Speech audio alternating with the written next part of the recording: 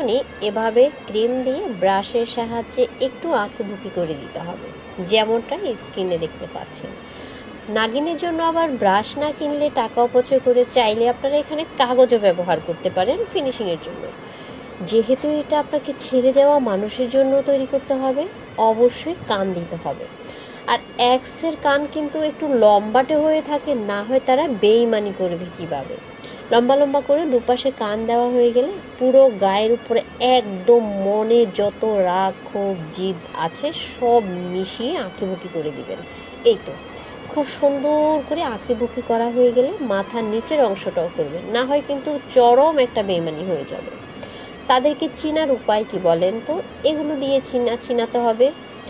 এখন এখানে black colour spray করে দিতে হবে, চাইলে দিতে পারেন, না হয় ব্ল্যাক কালারের ক্রিম দিয়েও সেরে নিতে পারেন।